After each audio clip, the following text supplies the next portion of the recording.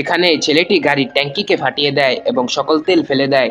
এরপর তার বাবা আসে এবং বলে, তুই গাড়ির নিচে কি করছিলি? ছেলেটি বলে, সব কিছু চেক করছিলাম। ঠিক তখনই এই ছেলেটি আসে এবং বলে, দেখুন আঙ্কেল, আমার বাবা মাকে এই গাড়িটি গিফট করেছে, আপনি তো আপনার ছেলেকে জীবনে কিছুই দিতে পারলেন না।